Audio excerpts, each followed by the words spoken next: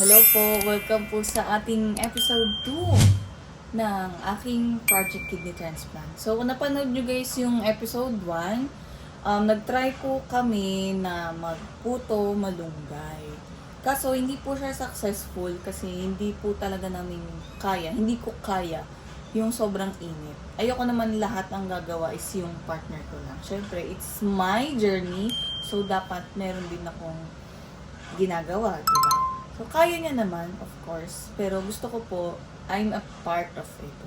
And ngayon, naisip ko na talaga na i-pursue kung ano talaga yung gusto kong ipakita sa inyo, yung ibenta sa inyo. Kaya nag-training pa ako para doon. So, yun na talaga yung gusto ko. And thank you very much sa aking mga followers, sa aking mga full support dyan na followers sa Blue App or sa Facebook. Kasi po sumawad na ako kay monetization. Kay Facebook pa. Kay Meta. Yung part nun ng sinahod ko po is i-invest ko na po sa so meron na kaming naisip na name. May konting logo pero may aayusin pa. Yan. So parang meron na rin kaming tagline. Hindi pa siya actually talaga yung final. Pero kahit pa paano meron na po. Ayan, so sa ngayon nandito ako sa Orange App. Kay Charmaine. Yan, nandito ako kay Charmaine App kasi dito kami bibili ng mga kailangan namin. Gusto sana namin doon sa Divisoria. Kasi meron talaga doon na na supplier or yung warehouse talaga kung saan nakakabili ng mga gamit. Kasi masyado siyang malayo para sa amin and baka kasi lugi kami sa pamasahe. No? Kung kaya ko lang sana, feeling ko kaya ko naman, kaso ayoko lang isugal, magmotor, papunta doon sa Divisoria, kasi makakatipid talaga kami. Dito na lang muna kami, bibili sa Orange App. Sana guys, please, supportahan nyo kami. Thank you. Good morning guys. Another day ng pag-brainstorming about sa gagawin namin business or merchandise para sa aking kidney transplant. So yun, hindi pa rin kami makapag-finalize. Ang daming magaganda, ang daming pwedeng i-consider. Ayan. So later naman, titingin kami ng packaging doon sa Robinson. Nasa packaging na hindi pa finalize. Yun lang, update.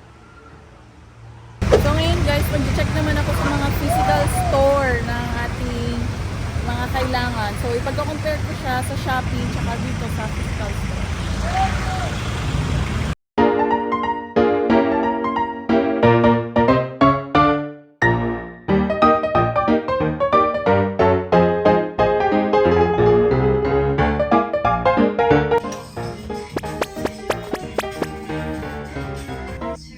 Okay, at least now we have an idea. Let's go. Let's go. Guys, nakita ko sa inyo, I found the perfect one. Ito, nakita ko. Hindi ako ng pang color na naman ng hair. Ano to? Red brown. 7.5. Bumila ako nito, magkukulay ako kasi nalat na yung birthday. Kaya ilalagay ko red. Ito siya guys. Gusto ko na yung ganito, perfect na perfect to. Kaso, ang mahal niya. 25 pesos each. Tama, 25 pesos isa. Yung sa Shopee naman nakita namin, 14 pesos ang isa. Clear din siya, ganito. Kaso, mas maliit siya dito. Ito kasing size na ito ang pinakamaganda. Perfect size talaga. Kasi wala nito sa Shopee. Hindi ko alam paano hanapin. Yung una kong makita, doon, mura lang siya kaso blurred siya. Japanese siya. Let's go guys.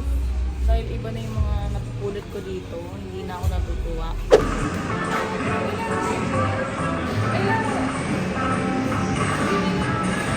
Let's go! Guys, nandito na tayo sa Daso Packaging. Dito ka may bibili ng packaging. Mag-inquire muna tayo, magka-canvas tayo kung magkano. Siyempre yung mura lang. Maingay, tara na.